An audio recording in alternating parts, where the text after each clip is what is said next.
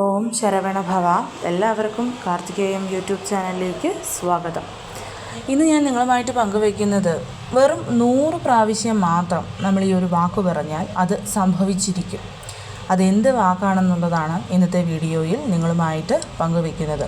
ഇതൊരിടയ്ക്ക് വളരെയധികം വൈറലായിട്ടുള്ളൊരു കാര്യമായിരുന്നു. അതുകൊണ്ട് തന്നെ ഞാനിത് പോസ്റ്റ് ചെയ്യാൻ കുറച്ച് ലേറ്റായിപ്പോയി. എന്നാൽ പോലും നമ്മൾക്കിത് നമ്മുടെ നിത്യജീവിതത്തിൽ ഏതൊരു സമയത്തും പ്രയോഗിക്കാവുന്ന ഒരു കാര്യമാണ്. വളരെ സഡനായിട്ട് നമുക്ക് എന്തെങ്കിലും കാര്യത്തിന് ഒരു ആൻസർ വേണമെന്നുണ്ടെങ്കിൽ ആ സമയത്ത് നമ്മളെ സഹായിക്കുന്ന ഒന്നാണ് ഈ ഒരു മാനിഫെസ്റ്റേഷൻ സ്വിച്ച് വേർഡ് ടെക്നിക്ക് എന്ന് പറയുന്നത്. അപ്പോൾ അത് എന്താണെന്ന് നോക്കുന്നതിന് മുൻപായിട്ട് ആദ്യമായിട്ടാണ് നിങ്ങൾ ഈ ഒരു ചാനൽ കാണുന്നതെന്നുണ്ടെങ്കിൽ ചാനലൊന്ന് സബ്സ്ക്രൈബ് ചെയ്യുവാനും വീഡിയോ മുഴുവനായിട്ട് കണ്ട് ഇഷ്ടപ്പെട്ടാൽ ലൈക്ക് ചെയ്യുവാനും ഷെയർ ചെയ്യുവാനും മറക്കരുത്. അതുപോലെ ഇന്ന് മഹാശനി പ്രദോഷമാണ്. വളരെയധികം ഓസ്പീഷ്യസ് ആയിട്ടുള്ള ഒരു പ്രദോഷ ദിവസമായതുകൊണ്ട് തന്നെ ഇന്ന് നമ്മൾ വീട്ടിലിരുന്നോ അല്ലെങ്കിൽ ശിവക്ഷേത്രത്തിലോ പോയിരുന്ന് ചൊല്ലേണ്ടുന്ന വെറും 12 പ്രാവശ്യം മാത്രം ചൊല്ലേണ്ടുന്ന ഒരു മന്ത്രത്തെക്കുറിച്ചുള്ള വീഡിയോ ഞാൻ ഇന്നലെ തന്നെ പോസ്റ്റ് ചെയ്തിട്ടുണ്ട്. അത് കാണാത്തവരൊക്കെ തീർച്ചയായിട്ടും പോയി കണ്ട് ആ ഒരു മന്ത്രം ചൊല്ലാനായിട്ട് ശ്രമിക്കേണ്ടതാണ്. വ്രതമെടുക്കാൻ സാധിച്ചില്ലെങ്കിലും നിങ്ങൾ ഇന്നത്തെ ദിവസം ശിവക്ഷേത്ര ദർശനം ചെയ്യാനായിട്ട് മറക്കരുത്. അപ്പോൾ നമുക്ക് വീഡിയോയിലോട്ട് പോകാം. അതിന് മുൻപായിട്ട് ആദ്യം തന്നെ പറഞ്ഞുകൊള്ളട്ടെ, വിശ്വാസം എന്ന് പറയുന്നത് ഇവിടെ വളരെ അത്യാവശ്യമുള്ളൊരു കാര്യമാണ്.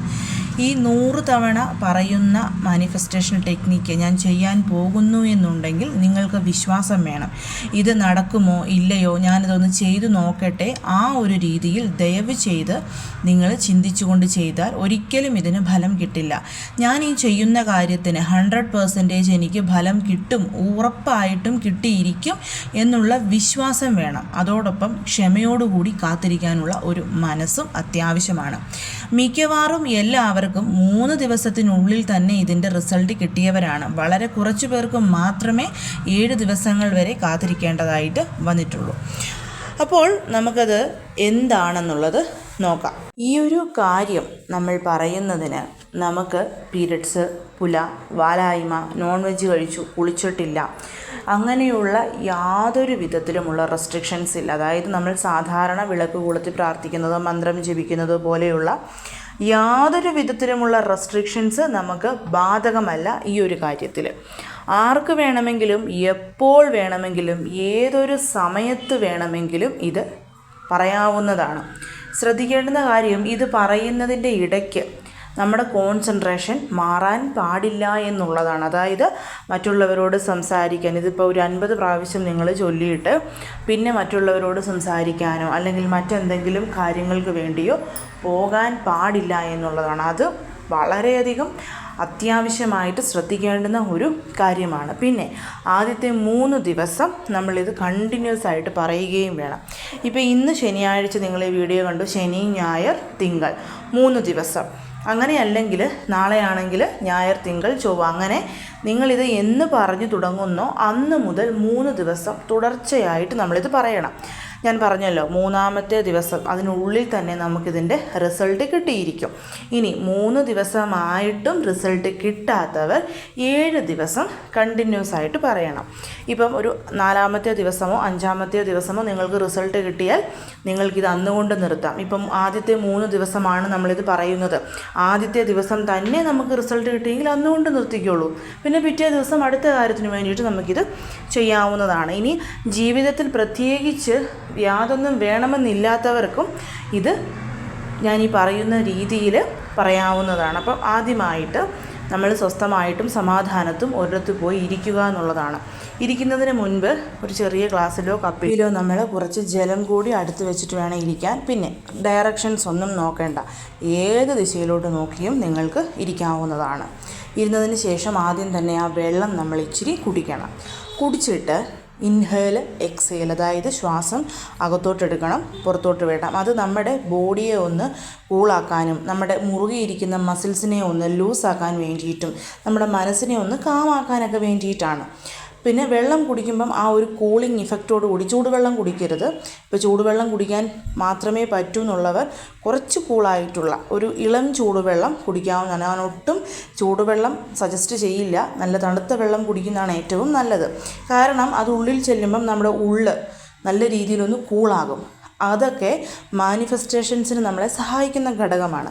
അപ്പോൾ അതുകൊണ്ട് തന്നെ വെള്ളം കുടിച്ചതിന് ശേഷം 3 പ്രാവശ്യം അകത്തോട്ടും പുറത്തോട്ടും ശ്വാസം എടുക്കുകയും വിടുകയും ചെയ്യണം. സോ നമ്മുടെ മൈൻഡ് കൂളായി, ബോഡി കൂളായി, ആയിഞ്ഞിരിക്കുന്ന മസിൽസൊക്കെ ഒന്ന് നേരെയായി.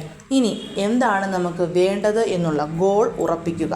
നിങ്ങൾക്ക് എന്ത് വേണമോ അത് നമുക്ക് ഉറപ്പിക്കാം. ഞാൻ ആദ്യം തന്നെ പറഞ്ഞു, ഒരാവശ്യവും ഇല്ലാത്ത വ്യക്തിയാണെന്നുണ്ടെങ്കിൽ എന്താണ് പറയേണ്ടതെന്നുള്ളത്. ഞാനിവിടെ ഇംഗ്ലീഷിലും പറയുന്നുണ്ട്, മലയാളത്തിലും പറയുന്നുണ്ട്. നിങ്ങൾക്ക് ഇതിലേത് രീതിയാണോ പറയുന്നത് എളുപ്പം ആ ലാംഗ്വേജ് നിങ്ങൾക്ക് ഉപയോഗിക്കാവുന്നതാണ്. പറയേണ്ട വാചകം ഞാനിവിടെ മലയാളത്തിലും ഇംഗ്ലീഷിലും എഴുതി കാണിച്ചിട്ടുണ്ട്. അവനവൻ എന്താണോ ആവശ്യം അതനുസരിച്ചിട്ട് അവസാനത്തെ ലൈൻസ് മാറ്റാവുന്നതാണ്. അതായത് I am worthy of abundance and joy, അതായത് ഞാൻ സമൃദ്ധിക്കും സന്തോഷത്തിനും അർഹനാണ് അല്ലെങ്കിൽ അർഹയാണ്. ഗേൾസ് ആണെങ്കിൽ അർഹയാണ്, ബോയ്സ് ആണെങ്കിൽ അർഹനാണ്. അങ്ങനെ വേണം പറയാൻ. ഇപ്പം നിങ്ങൾക്ക് നല്ലൊരു ജോലി വേണമെന്നുണ്ടെങ്കിൽ I am worthy of a good job. I am worthy of, നിങ്ങൾക്ക് ഇഷ്ടമുള്ള എമൗണ്ട്, ആ ഒരു എമൗണ്ടിനനുസരിച്ചുള്ള ജോബിന് നിങ്ങൾ അർഹനാണ് അല്ലെങ്കിൽ അർഹയാണെന്ന് പറയും. ഇപ്പോൾ മലയാളത്തിലാണെങ്കിൽ ഞാൻ വളരെ നല്ല കുടുംബത്തിൽ ചെന്ന് ചേരാൻ അർഹയാണ്. ഇപ്പോൾ വിവാഹം കഴിച്ചൊക്കെ പോകുന്നവർക്ക് അങ്ങനെ. അല്ലെങ്കിൽ ഞാനൊരു 50,000 രൂപ സാലറിയുള്ള ജോലിക്ക് കയറാനുള്ള അർഹതയുള്ളവളാണ് അല്ലെങ്കിൽ അർഹത ഉള്ളവനാണ്. ഇനി അങ്ങനെയല്ല, വിവാഹ ജീവിതം നല്ല രീതിയിൽ മുന്നോട്ട് പോകണമെന്നുണ്ടെങ്കിൽ നല്ല ഒരു കുടുംബ ജീവിതത്തിന് ഞാൻ അർഹയാണ്. അങ്ങനെയല്ലെങ്കിൽ നല്ല ഒരു ഭർത്താവിനെ ലഭിക്കാൻ ഞാൻ അർഹയാണ് അല്ലെങ്കിൽ നല്ല ഒരു ഭാര്യയെ ലഭിക്കാൻ ഞാൻ അർഹയാണ്. ഇനി മക്കളാണെന്നുണ്ടെങ്കിൽ നല്ല ഒരു കുഞ്ഞിനെ ലഭിക്കാൻ ഞാൻ അർഹയാണ്. എൻ്റെ കുഞ്ഞിന് ഇത്ര % മാർക്ക് ലഭിക്കാൻ അവൾ അർഹയാണ്. അങ്ങനെ നമ്മൾക്ക് എന്താണോ വേണ്ടത് അതിന് നമ്മൾ അർഹതപ്പെട്ടവരാണ് എന്നുള്ളതാണ് നമ്മൾ 100 പ്രാവശ്യം പറയേണ്ടത്. അപ്പം ഇംഗ്ലീഷിലോ മലയാളത്തിലോ ആദ്യം തന്നെ നിങ്ങൾ ആ ഒരു വാക്ക് എഴുതി വെക്കണം. കാരണം ഇപ്പോൾ ഞാൻ പറഞ്ഞല്ലോ, I am worthy of abundance and joy, ഞാൻ സമൃദ്ധിക്കും സന്തോഷത്തിനും അർഹനാണ് അല്ലെങ്കിൽ അർഹയാണ്. ആ വാക്കുകൾ ഈ 100 പ്രാവശ്യത്തിനിടയ്ക്ക് മാറാൻ പാടില്ല. അതാണ് നമ്മളിവിടെ ശ്രദ്ധിക്കേണ്ടത്. അതായത് നമ്മൾ 108 പ്രാവശ്യം ചാൻറ്റ് ചെയ്യും എന്തെങ്കിലും മന്ത്രം, ഓം നമോ നാരായണായ, ഓം നമ ശിവായ, ഓം ശരവണ ഭവ. അപ്പോൾ അതിനിടയ്ക്ക് ആ വാക്കുകൾ മാറിയാൽ നമുക്ക് ആ ഫലം കിട്ടില്ല. അതുപോലെ തന്നെയാണ് ഇവിടെയും 108 എന്നുള്ളതിന് പകരം 100 പ്രാവശ്യം നമ്മൾ പറഞ്ഞാൽ മതി. പക്ഷേ ആ പറയുന്ന വാക്കുകൾ ഞാൻ സമൃദ്ധിക്കും സന്തോഷത്തിനും അർഹയാണ്, അത് അങ്ങനെ തന്നെ 100 പ്രാവശ്യവും നമ്മൾ പറയണം. അല്ലെങ്കിൽ ഞാൻ സന്തോഷമുള്ള കുടുംബജീവിതത്തിന് അർഹയാണ്, ഞാൻ 50,000 രൂപ സാലറിയുള്ള ജോലിക്ക് അർഹയാണ്, ഞാൻ നല്ല നല്ല യാത്രകൾ പോകാൻ വേണ്ടി അർഹയാണ്, എനിക്ക് ഇന്ന കാര്യം ചെയ്യണം. അപ്പം നിങ്ങളവിടെ എന്താണോ നിങ്ങൾക്ക് വേണ്ടത് അത് നമ്മളവിടെ പറഞ്ഞ് ഞാൻ അർഹയാണെന്നുള്ളത്, അതായത് നമ്മളെ തന്നെ നമ്മൾ പറഞ്ഞ് വിശ്വസിപ്പിക്കുകയാണ് ഇത് ചെയ്യുന്നത്. അങ്ങനെ തുടർച്ചയായി 100 പ്രാവശ്യം പറഞ്ഞ് കണ്ടിന്യൂസ് ആയി 3 ദിവസം പറയുമ്പം ആ കാര്യം നമ്മളിലോട്ട് എത്തിച്ചേരും. ഇപ്പം ഒരാൾ സ്വർണം പണയം വെക്കാൻ വാങ്ങിച്ചു, പൈസ കടം വാങ്ങിച്ചിട്ട് തിരിച്ചു തരുന്നില്ലെന്നുണ്ടെങ്കിൽ ആ വ്യക്തിയിൽ നിന്നും, ഇപ്പോൾ ഏത് വ്യക്തിയാണോ എനിക്ക് ആ വ്യക്തിയിൽ നിന്നും ഇത്ര രൂപ കിട്ടാൻ ഞാൻ അർഹയാണ് എന്ന് പറയണം. എൻ്റെ സ്വർണം തിരിച്ചു കിട്ടാൻ ഞാൻ അർഹയാണ്, ഇന്ന വ്യക്തിയിൽ നിന്നും എനിക്ക് ഇത്ര രൂപ കിട്ടാൻ അല്ലെങ്കിൽ ഇന്ന വ്യക്തിയിൽ നിന്നും എനിക്ക് സ്വർണം തിരിച്ചു ലഭിക്കാൻ ഞാൻ അർഹയാണ്. പിണങ്ങിപ്പോയിരിക്കുന്ന വ്യക്തിയാണെങ്കിൽ പിണങ്ങിപ്പോയ വ്യക്തി ആ വ്യക്തിയുടെ പേര് പറയണം. ആ വ്യക്തി എന്നിലോട്ട് തിരിച്ചു വന്ന് ഞങ്ങൾ പഴയ പോലെ ആവാൻ ഞാൻ അർഹയാണ്. ഇങ്ങനെ വേണം നമ്മൾ പറയാൻ. അപ്പം നിങ്ങളുടെ ഗോള് നിങ്ങൾ തന്നെ സ്പെസിഫൈ ചെയ്യുക, അത് പറയുക കണ്ടിന്യൂസ് ആയിട്ട് 3 തീർച്ചയായും അത് വളരെ പെട്ടെന്ന് തന്നെ നടന്നു കിട്ടും. വിശ്വാസപൂർവ്വം എല്ലാവരും ഇതൊന്ന് ചെയ്തു നോക്കൂ. എല്ലാവരെയും മുരുകൻ അനുഗ്രഹിക്കട്ടെ. ഓം ശരവണ ഭവ.